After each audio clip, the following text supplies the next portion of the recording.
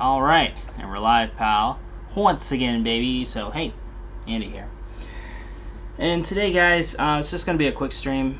I'm not going to be on for super duper long, so probably less than an hour, just because I'm going to be going a bit south here in Kanagawa to film a new vlog.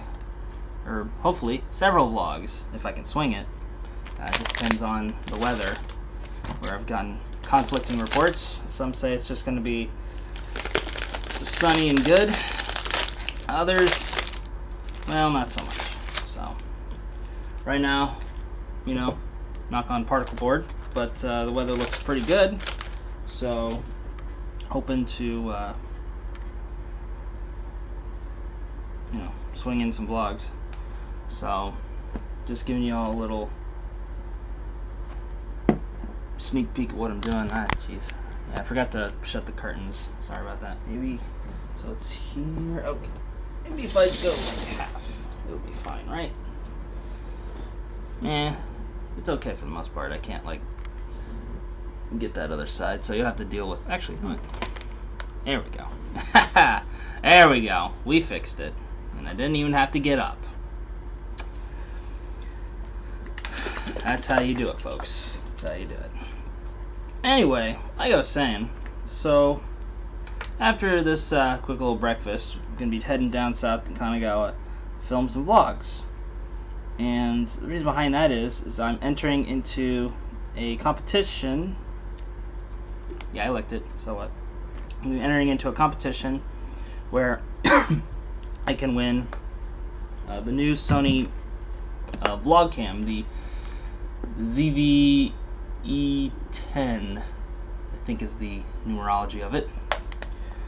That's that new vlog cam that Sony just came out with, and they're holding a contest for it. So all you gotta do is just vlog about something you're passionate about, and for me, that's the ocean.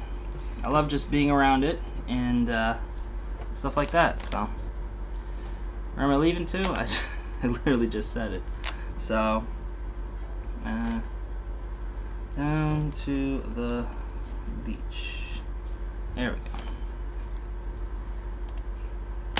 So I'm thinking about probably either around like Kamakura, Enoshima, something like that. Oh, okay, cool. Yeah, nice to meet you, Fox. So yeah, today we're not going to be brewing coffee just because I want to get there fast. So today we just got good old Monster. And I know, I'm not 20 years old anymore. I get it. But, you know, if you have these every once in a while, it's not too bad. I just don't make it a regular thing. But I'm sure some of you are probably wondering what's the difference between the Monster in Japan versus Monsters in America. And if you couldn't tell by the can, the main difference is the size.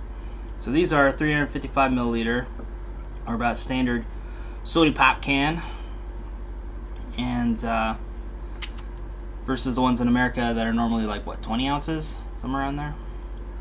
So the size difference alone is the major factor. And as far as taste goes, I don't really notice that much of a difference in taste. Maybe just slightly less sugar. These things are packed with sugar anyway, so it's barely a difference. And you only really notice it if you're like looking for it. So anyway, gonna munch on this spicy tuna sando. So here's to ya.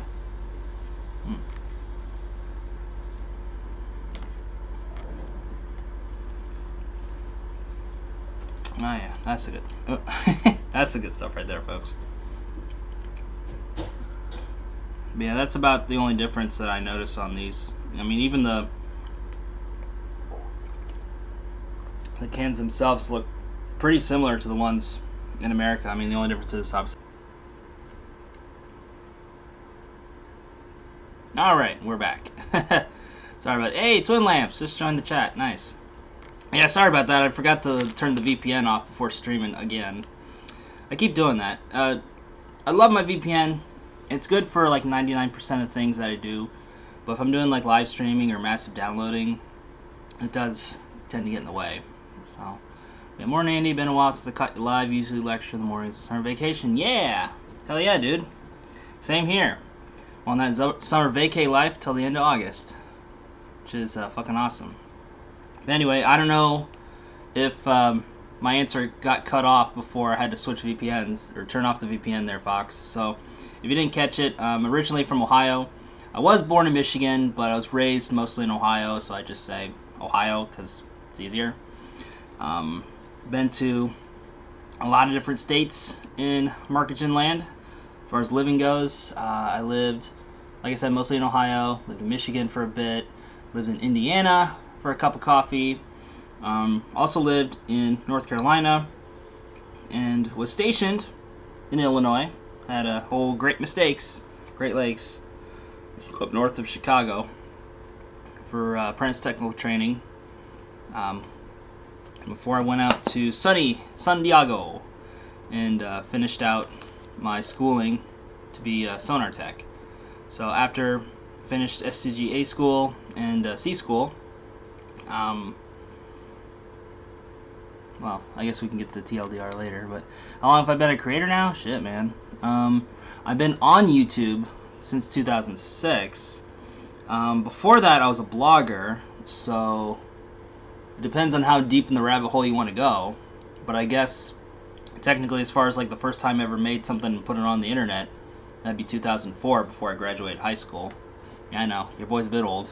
But as far as YouTube stuff goes, joined in 2006, but started making regular content in 2008 when I bought my first camera, because back in my day, we didn't have them newfangled cameras and all the cellular telephones. We used to use these things to call and talk to people. Back in my day. I know. But yeah, I've definitely been at it for a while now. Nice. Yeah, you know, like, right now, I'm a study abroad student out in Japan. My school's out in Tokyo, but I live a bit further south in Kawasaki, just for cheaper rent and less insane stuff going on. It's all the stuff you hear about. I don't want to get too into it because, you know, I don't know who's listening. But, yeah, it's all the insane stuff you hear about what's going on in Japan right now with the you-know-what. That's primarily in Tokyo. So, out in Kawasaki, which is in the Kanagawa Prefecture, just south of Tokyo, yeah, there's definitely some stuff going on, but significantly less so, I will say. So yeah, just study abroad student out here. Currently on break for about a month till the next semester, and I'll be graduating my bachelor's degree in business administration around this time next year. So really look forward to it, and then from there, just find a job, continue to stay out here in Japan. Started 11 months ago. I didn't know YouTube existed until like 2 years ago. Dang, that's awesome, dude. Man, I feel like the fucking, was it like the Oracle, or like the architect or whatever, just somebody who's like been around since the existence of time, considering like how long YouTube has been around for and how long I myself have been on the platform, you know, because YouTube itself actually started in late 2005, and then I joined in March of 2006, so it wasn't that long after YouTube started that, you know, I decided to sign up. And, you know, I say I was on YouTube back in 2006, but like, I was on there a little before, but I never really thought to sign up for it because, you know, back then, it was considered to, like the whole online sharing video thing, it was just considered to be just kind of a dump for, you know, cat videos and skateboard fails and stuff like that. So you didn't really need to have an account. You just go onto it and just look up funny videos or whatever. But the reason I decided to sign up for one was because people were starting to make content on a regular basis. Well, I mean, regular back then could mean like every other week or once a month or something like that. It was a different time back in YouTube, back in those days. But yeah, I decided to sign up for it so I could get subscriptions sent to my email, so I'll know when creators that I like upload something and can just go in there. Now, they got rid of that feature a while ago, so now it's all just, you know, YouTube notifications, which is okay, I guess, but I don't know, man. I still kind of miss that old school part of YouTube where I would just send it to my email and I could just check it, you know. But and times is changing. You know what I'm saying?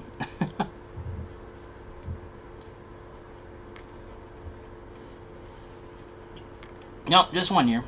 Gonna be pushing that GI Bill to its absolute limits, let me tell you. So.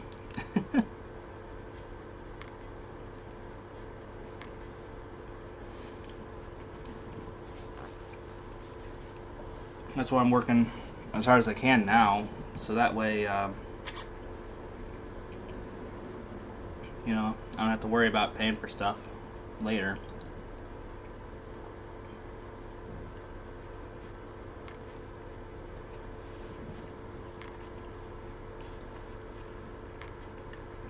So,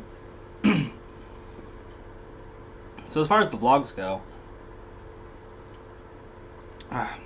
like I said, gonna be filming down in like Enoshima, Kamakura area.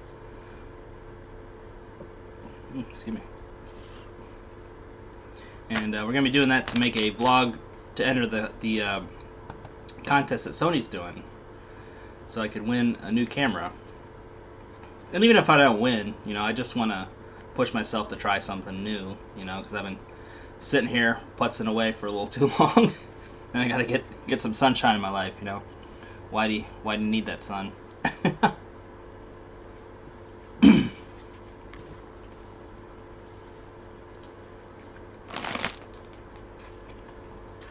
So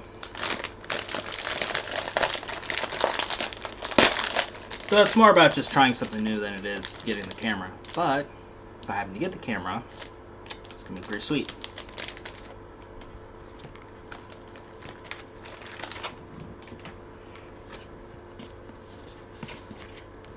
But yeah, as far as like after graduating, right now I'm just kind of looking at the current job market, and obviously, you know, living in Japan, like the main gig for a lot of foreigners out here is teaching English.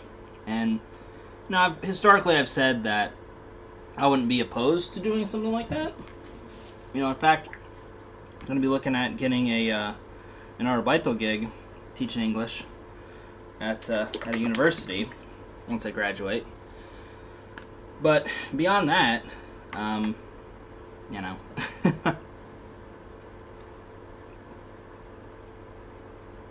I don't really see that as like my ultimate goal, you know. I just see it as, you know, visa and or a paycheck. So if I can swing that, then awesome, and then just work on something else, you know. Because like ideally I want to work more on filmmaking and stuff, because like I do make a pretty decent amount with it. You know, like when I was off school for that semester, I was able to get by. I mean, it took me a bit, but we were able to get by. So, and with me being able to work full time, that will definitely help things. So, also, even if I don't find a job right away, which with the bachelor's, hell yeah. Was it a Hakujin Matsuri? Yeah, those Hakujin Tachi be reppin'. And I know the words. Anyway. But yeah, the trick is to not be out in the sun for long periods of time.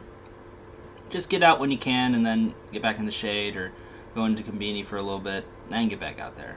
You know, just have those little break periods. Although I am considering bringing an umbrella. I know. Yeah, it's not too different down in Kamakura either. So that's why I'm considering bringing an umbrella. But I'll have to bring it anyway, just in case it rains, because the jury's still out as far as the forecast today. Some people are saying it's just going to be stupid hot and no rain. Others say it's going to rain like super late in the evening. Others say it's going to rain like late afternoon, early evening. So that's the thing with Japan weather, man. It's just like Ohio. You know, if you don't like the weather, just wait 5 minutes. Basically, the forecast will change.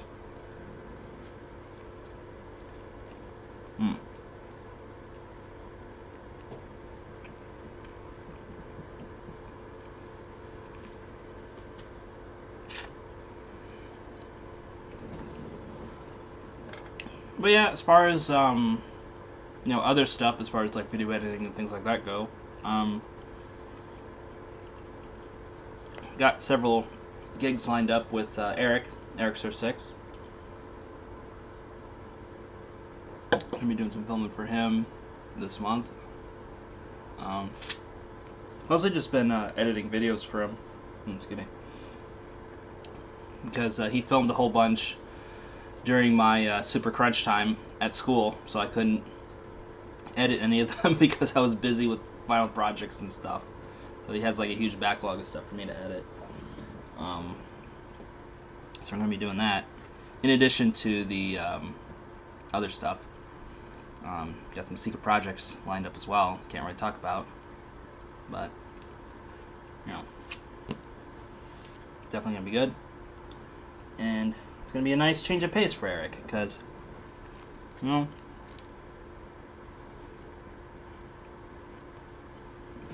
because, like, I like Eric. I like what he does. I like him as a person. But as far as his content goes, I feel like it's been a little too samey for a while, And it's kind of hard, right? Because for me, I do want to, like, completely change how he does things. But it's just a matter of getting him to change things, to actually, like, shoot the stuff that I want him to shoot. Because, like, I'm not always on every shoot that he's at. So, for those shoots, I definitely go on my way to, like, try to get some B-roll and stuff like that. But he's, like, too ADD. Yeah, the typhoons, that's the big thing. That's what's causing this whole push. So it's going to be all rainy and gross for pretty much the rest of the month, if the forecast is to be believed. But, like I said, plans could change.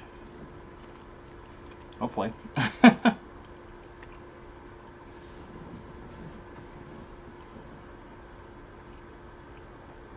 Yeah. But yeah, with Eric's content, it's one of those things where it's different, when you want to change things up as an established content creator versus someone who's fresh in the scene or doesn't really have a whole lot of subs. Like, for me, like, if I change content and stuff like now, I mean, obviously there's going to be people who are like, what the hell, man? I didn't sign up for this. But it's not going to be as big of a blowback as it would be if someone to the scale of Eric, like, completely flipped and changed things. So it's one of those things where you have to introduce change very, very slowly and just kind of gauge audience reaction. Because it's like with, he has this other editor as well, Ryan, who does vlogs and stuff like that as well. Real great guy.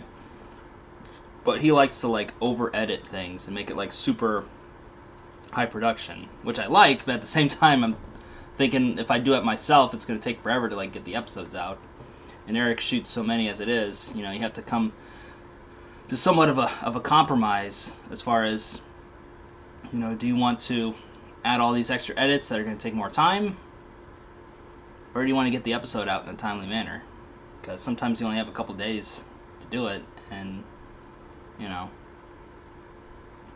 just got to pick your spots. But yeah, with Ryan, he likes to over edit stuff, and again, not talking shade, I actually like the over edited stuff, but for me it's just going to take way too long for it to be practical to, like, keep up with that style.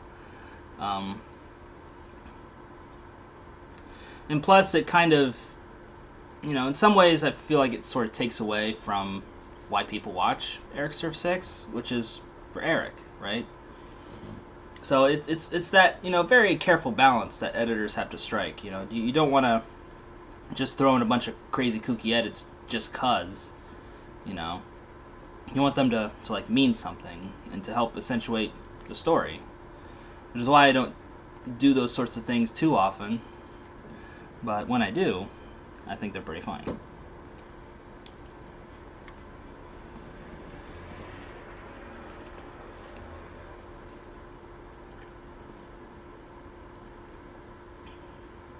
So it's just one of those things where you like slowly change things, you know, like change the picture quality, camera quality rather. You know, just kind of change how some things are done. You know, doing more collabs, whether it's with his son or other people. You know, just to kind of zhuzh up the presentation a little bit. Because I feel that Eric works best when he has somebody to bounce off of. If it's just him, like, to me, those episodes aren't really the best. It's when he has at least one other person with him to like bounce off of.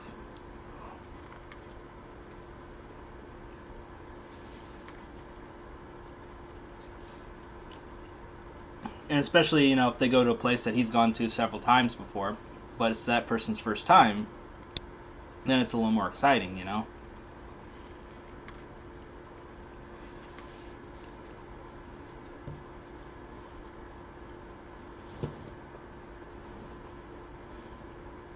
Like with when we went to that vending machine store in Kanagawa.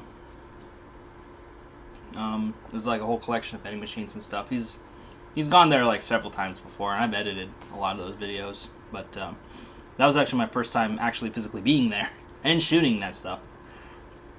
So I thought it was really cool, and I wanted to get like just a ton of B-roll, but Eric was like, "Hurry up, man! We're getting bored. We want to eat some food." And I'm like, "Come on, you know."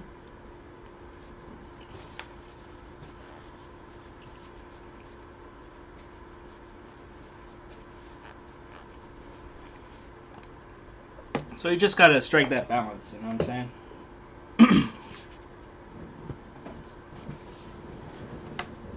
And I think as I shoot more for Eric, he's becoming a little more lenient with me, you know, wanting to take some time and get some B-roll and do some other shots, you know.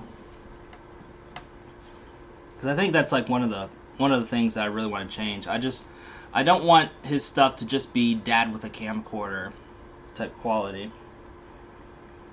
Even though, like, personally I do kind of like that. Because I think it's a little more, you know, intimate with his audience, and it just feels a lot more genuine than somebody who does, like, all the cool B-roll and stuff like that. But I don't know, man. I think that style is a bit passé these days, you know, with how YouTube is doing things. But it is also making a comeback, so who knows? What do I know, right? How long will be on for? Just 20 minutes. Fine. So, yeah. That's what I'm going to be up to this summer break. So, I'm going to try to get in my little vacation time when I can, but don't want to be completely laid up on the beach, because still got to get work done. Bills got to get paid, you know. So.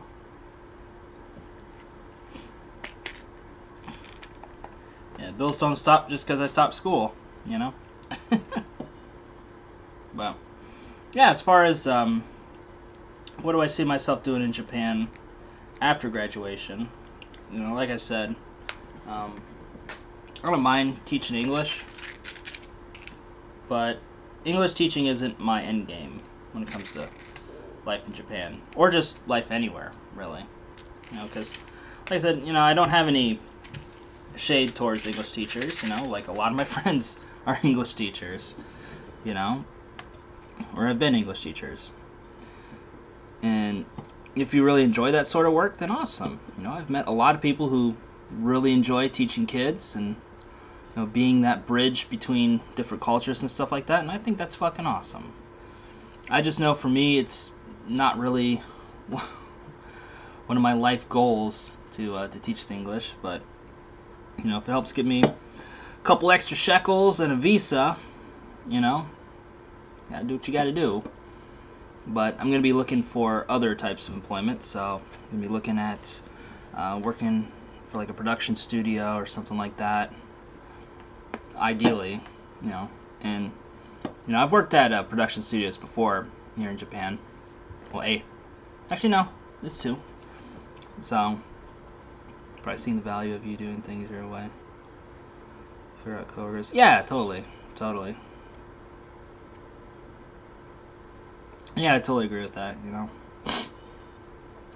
But Eric and I have, you know, gotten on as not just, you know, client-freelancer relationship, but, you know, as friends. So, you know, he's got more of a beat on me as far as my character and stuff like that. So I feel like, you know, he can trust me a bit more, and I can trust him a bit more.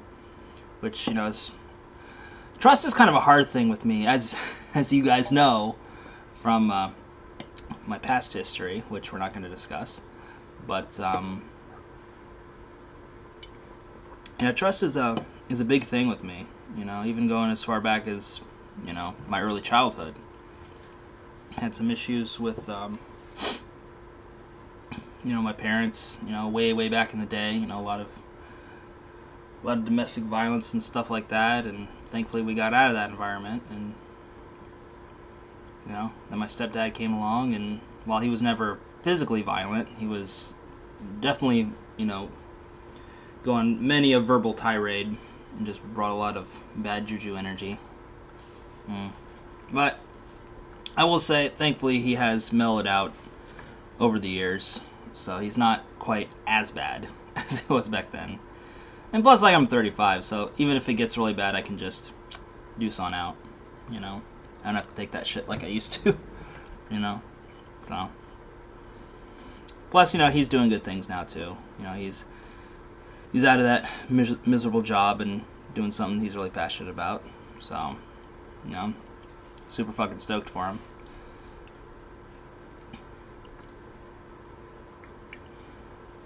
But like I said, you know, trust is something that's very hard for me to establish, you know, not just on a personal basis, but also as a freelancer, you kind of learn not to trust anybody unless it's in writing. Because people will, you know, talk your heads off about this amazing project, and yeah, we're going to bring you on for this many hours, and you're going to make so much money, it's going to be insane. Not just from this project, but the residuals of the project, in some cases, you know.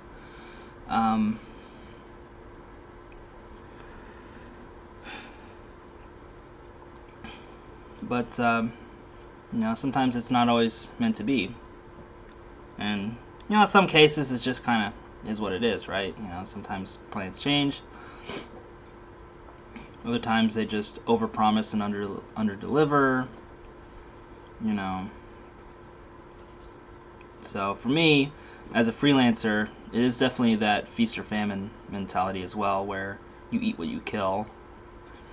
So you're always, even as you're eating that lovely woolly mammoth or saber-toothed tiger or whatever, you always got one eye, or both eyes sometimes, kind of looking out at the next kill. It's like, okay, you know, where's that next woolly mammoth? Where's that next saber-toothed tiger? I want a piece of that ass. You know what I'm saying? So it's kind of hard for you to enjoy the main victories that you have. So that's something that's taken me a while. Because, you know, you always got to have something on the back burner just in case a gig falls through or something happens. That way you can be like, okay, well, you know, that sucks, but we'll just go with this other gig. So, if you don't want to be a teacher, it's definitely a good idea not to be a teacher. Oh, yeah, totally. 100% agree. You know, that's why I'm doing the things that I'm doing, right? You know? Because, you know, like I said, I have absolutely zero shade against anybody who wants to be a school teacher or ALT or, you know, whatever, you know? Because I think it's a fantastic gig if your heart's into it. You can really, you know, do some good things with people. You know, I think that's just a wonderful career if you want to pursue that. I just know that for me, it's not really something I'm interested in. If I would be a teacher, though, I'd probably be teaching, you know, video editing and filmmaking and stuff like that. So, you know, if my school would consider hiring me, well, I would have to get my master's for that, which is something else that's kind of been wild to me, right? Is if you want to teach at a university level, you have to have at least a master's, well, so, obviously. But the path towards getting a master's for me, once I get my bachelor's, is actually not that long, Like, I've looked at a lot of different schools that offer master's degrees, specifically MBAs, which would be, the next diploma up for me, since I'll have a bachelor's of business administration. I was looking at a bunch of different colleges that offer that, not just in America, but mostly abroad, because it's a lot easier to live in different countries versus in America. It's just a lot cheaper. The schools are a lot cheaper, and you don't have to go as long. So instead of doing like a 2-year program, you can just do a 1-year program. And there's some schools I've been looking at, places like Thailand is the big one. Get a visa and get out. You don't want to end up keeping. Yeah, right. Totally. Yep. Like I was saying, with possibly going back to school after I graduate to get my master's, I don't want to commit to it just yet, because obviously with something like that, the Navy's not going to cover it, because I'll have used all my GI Bill at that point. But the cost of going to school out there isn't really all that much in the grand scheme of things. And I've known some people to, take a break from teaching, to go down to Thailand and work on their degree, come back, do some teaching, come back, do some classes, and just kind of slowly work on getting their master's. So for me, that could be a possibility, if I'm able to save up enough money, I could do something like that. And then once I get my master's, then I'll be able to, really rake in some dough, whether in Japan or elsewhere in the world. So, if the whole Japan thing ain't working out for me, at least, I have 3 higher education degrees, and I'll be able to take my business elsewhere. And speaking of business, having that videography business will help kind of cover expenses, when money is in flux elsewhere. Awesome here, man. You need a doctorate, teaching, you need back home. Yeah, exactly. In Japan, you just need a master's. That's all you need. So that's another reason to invest in that higher education, So it's definitely something, right? Yeah, I ain't got time for the doctorate, but the master's, I got time for that. It's just a year, so it's not gonna be that bad. And like I said, even if it don't work out in Japan after I get the master's, then no matter. I'll just go back to America or go elsewhere, It's funny. I heard that there was rumors being spread about me that I moved to Hawaii. So, I don't know. But I was thinking about making kind of a troll vlog to where I say, okay guys, I'm done with this whole Japan thing. This shit's for the birds. And I'm like, I'm moving to Hawaii. I can't take it anymore. And then, I end up at the beach here in Japan, and, because most of their stuff's kind of Hawaiian themed anyway. So I could kind of sort of get away with it, because, Japan has Hawaii has a lot of Japanese residents and stuff. And, you'd be like, aloha, brother Mike, where the mono grinds at, bruh? Shit like that. And, kind of trick people to thinking that I moved to like Waikiki or Oahu or something like that. Actually, that's the same place, but I don't want to. That'd be hilarious. Got a degree in Japanese, so no, yeah. Well, it is what it is, At least you got a degree, so that's a plus. But yeah, that's I've actually had some people ask me about that. Getting a degree in Japanese in order to work in Japan. And I don't know. I'm always of the mindset to where I don't want to have my visa reliant on me learning a language, because, especially for Japanese, and this is something I learned the hard way when I was taking classes in Michigan, but you have to be like really committed to that sorts of stuff. You can't just like go in there and wing it, which is what I do with like most of my classes, to be honest with you guys. Like it's pretty rare that I don't go in and just wing it. Like with my financial accounting class, I had to really put in a lot of effort to get that C. Because I suck at math type stuff. But the other stuff, fucking cake, man. Just fucking show up and, kind of already know what we're talking about and just get ready to rock and roll. But, yeah, Japanese, even though, like, I love learning it, I know a little bit about the language, it's just, it's something you really have to, like, seriously invest time into and, like, really be serious about.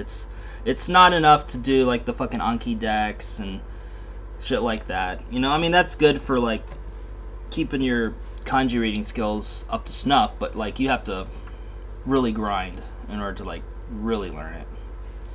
For visa, working IT. Yeah, exactly. So, it is what it is. To be honest, Luke, like that's the only reason I was really going for education in the first place, is just to get a visa out here. But with this whole different opportunities with a master's degree, and it would only be a year of my time.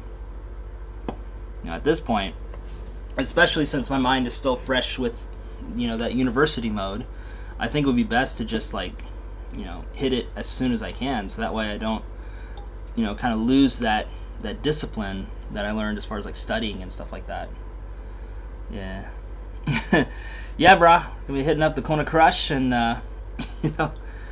hanging out with Prince Ikea. I hear he runs boat tours out in either Maui or Oahu. That's a true story, by the way. That's a shoot. Masters are expensive. Education is a good investment. 100% agree. But as far as the expensive stuff goes, yeah, I agree with you too, Luke. Like, experience does trump degrees. And that's why I'm kind of like doing a little bit of both, like get myself out there and learning some stuff. And for a lot of countries, in America, like, unless you're going for like an academic route or whatever, having that degree isn't always the main guard or gatekeeper is the word I was looking for. Yeah, having that degree isn't, the main gatekeeper of whether or not you get the job. Most people, when they look, if you have a degree, it's mostly just to say, oh, okay, so, you were consistent with this one thing for like 4 years or whatever, so awesome. You have that good old dedication, consistency. And that's about it, really. I think nowadays, as people are seeing more of what the real value of a college degree is, they're starting to see that, like you said, experience does favor it.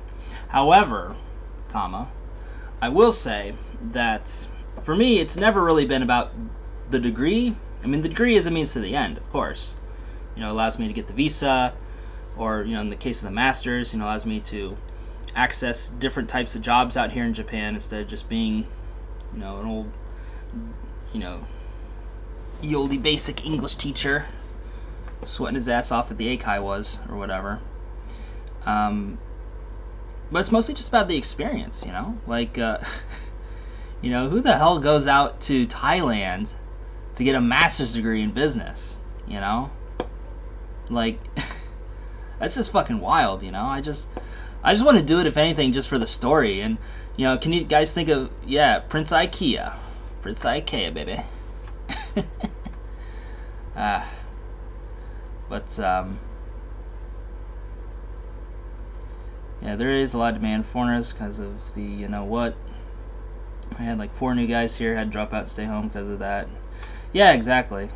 Really went to uni so I could move to Japan and teach English as America not turn on. Yeah. You dodged a bullet there, Luke. 100% agree with you there.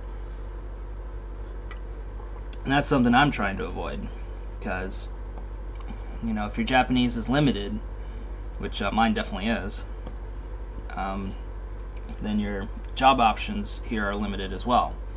But that's where having a good, strong network comes into play. So unless your job explicitly requires you to learn Japanese, like if you're doing customer service or something like that, then, you know, your employer may overlook if your Nihongo ain't exactly Jozu, as the kids say on the interbuts. So, you know, and that's I know I keep like going off on different tangents, but the old caffeine's kicking in, let me tell you what. But that's actually kind of part of one of the videos that I want to make for my editing channel. I have like so many different ideas for that channel. I wanted to make it more than just a tutorial dump channel, which, I mean, tutorials are fine, and that's what made the channel what it is, but I just have a lot of different ideas for content study. You know, like, I was just kind of thinking the other day about, you know, what I'm actually passionate about, and it's making videos, you know, and studying how other people make videos too. So I really want to dedicate a lot of time to that, but I'm also interested in Japan and, you know, doing film work out here as well. You know, whether it's going to different restaurants or places in Japan, getting some scenic views and shit like that, you know. But I know that unless I'm Chris Broad from Broad in Japan, or, you know, John Dobb from Only in Japan, then no one's really gonna give a fuck about what I have to say. So it's not really a very profitable niche these days. So the niche that is the most profitable, guys, give me getting these monster burps here, but the one that's most profitable for me on YouTube is 100% the video editing stuff. But, you know, for me the problem is, you know, the community is not really a community there. You know, even though I have the most subscribers on that channel, you know, I don't exactly see regulars in the chat like Luke or Twin Lamps or Sitting Perspective or, you know, stuff like that. You know, it's just kind of passers-by, you know, who are just looking for how to do something, which is fine because I get a lot of passers-by, but there's no, like, you know, edit by Andy community, by golly. You know, there's no people like clamoring for that next tutorial. You know what I'm saying? So that's why I want to change into different types of content. Now we're roping it back, so ADD will not be killing me. So one of the videos I want to do is something on the 5 pillars of freelancing. And originally it was supposed to be 4, but I thought of a 5th one, which is not really a pillar per se, but more just kind of the glue that holds the pillars together, you know, as far as that sorts of stuff goes. So you have, well, here, I'll bring it up. Might be killing my ad revenue a little bit, but fuck it, yo, we're live.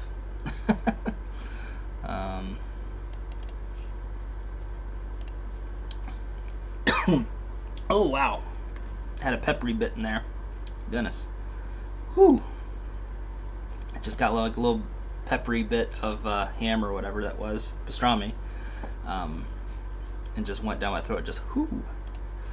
That was a spicy one. Anyway, so we got here the 5 pillars of freelancing. Number 1 is skills.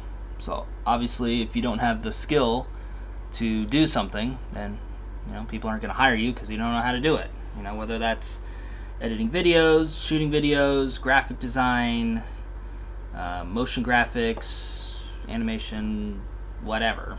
If you don't have the skills to put that stuff together and put it together in a timely manner, then, you know, no one's going to want to give you the time of day as far as that goes. And the next is tools. So obviously, if you don't have the computer or the tablet or the camera equipment or whatever, then you're not going to be able to, you know, make anything, really. So those are the 2 obvious ones. But then the other ones are network. Network is like really important, you know, because And I always say this in like every freaking live stream, but you know, your network is your net worth, as Roberta Blake would say. And you know, that's how I got pretty much all of my editing gigs, really, was because of my network. You know, I never got a gig because I applied for it in Craigslist or Upwork or Gaijin jobs or whatever. You know, all those gigs that I applied for through those means, I never got. You know, I was always passed up. You know, but for the gigs that I got through my friends, you know, through referrals or whatever, I always managed to get. And sometimes it's just a one-time thing, like it was with Akasan. I edited like one video for him. Sometimes it's just a one-time deal. Other times, you know, it can turn into a long-lasting, you know, working relationship. You know, like it is with Eric Surf 6, you know. And, you know, working with Eric has definitely opened a lot of doors for me, personally and professionally, I'll say. And, you know, I definitely want to continue to work for him and see his channel to at least 1 million subs. I want to see him hit that 1 million sub mark, 100%. He's like so close too. But yeah, network will help get you those jobs, because you know, you could have all the skills and the tools at your disposal, but if you don't know anybody or know somebody that knows somebody looking for a gig, it's going to be a very uphill climb for you to find those first initial gigs. And then next is reliability. And this was very critical as a freelancer, because in today it's 100% a buyer's market. So if you don't deliver the goods in a timely manner or in a satisfactory manner, I mean, obviously everybody submits revisions and stuff like that all the time, so that's not the end of the world, but like, you know, if it's just not hitting the right notes or whatever, then, you know, the client's not obligated to continue with you as a freelancer. You know, they could always get somebody else. And, you know, I've kind of joked about that, about how some people, I'm not going to mention names, but how some people might hire somebody from the Philippines to edit 50 videos for $5 or something like that. As a joke, haha. But, you know, it's not too far from the truth, really. There's a lot of, you know, bargain basement editors out there, whether they're living in other countries or they're just getting their foot in the door, they're like a student or something like that, and they just want to learn, get some work experience. They're out there, but you don't necessarily know if they have the skills or the tools to get the job done. So some cases, buyer beware, but a lot of these buyers aren't aware of that. They just see, oh, this guy charges, say, $500 for a video, while this guy charges $50. You know? So, but having that reliability, being able to turn in projects on time and in a good, consistent quality, even if it does need some revisions, will get you far, and will get you those return gigs, which are essential to a freelancer. You know, you can't just go out hunting every time. So, and then the fifth one, because this was originally going to be 4 pillars, but I decided to add a 5th one, which is more or less just kind of the glue that holds everything together than a pillar itself. But for the sake of consistency, we'll say pillar. Okay. So the 5th one is personability. So it really goes a long way just being a personable person, you know, just being a nice person, wanting to listen to somebody, tell their stories and empathize and stuff like that. It really goes a long way. Because you could have all the other 4 pillars on lock, but if you're a fucking dick, like, nobody's going to want to work with you, you know? Or they're just want to, you know, work with you at a bare minimum. So you're not going to get like the super well-paying gigs, or you're not going to, you know, work the longer hours if they pay by hour or whatever, you know? So, and plus you may not even get the referrals for other people if you don't have a personable personality. And also having good personability helps kind of even a lot of those pillars up too. So if, you know, your skills aren't up to snuff, or your tools aren't quite where they should be, or, you know, if you don't have that good strong network, or if you don't turn in projects right on time as much, whether due to reasonable circumstances or not, having that personal personality, while not a failsafe, can definitely help get you out of a jam and help kind of even those 4 other pillars. So, like I said, it's not really a pillar per se, it's more just kind of the glue that helps hold everything together. So, there we go. I just completely killed my entire watch time for that video, but it's all good. It's gonna be a while before that one comes out anyway. So, excuse me. Let's think about these monsters. They kind of kill your voice a little bit. Ah, goodness. How long have we been on for? Shit. Okay. Yeah, I should probably get going, huh? So, before we head on out here, I just want to say thanks to everyone watching my stuff. Excuse me. I'm working on a super special secret project that somebody in the chat knows about. And we're going to be making a full reveal of that project very soon. We're going to have like a big debut and everything. So be on the lookout for news about that coming soon.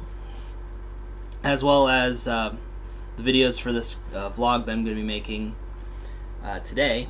So anyway, gotta head out before bad stuff happens weather-wise. You know, hopefully be good. But anyway, God, rambling. Jesus, this is why my watch time is shit. So anyway, with that said, guys, this is Andy. Signing for now. As always, forever. We'll see you next time. Catch you later, guys. Bye. Have a good weekend.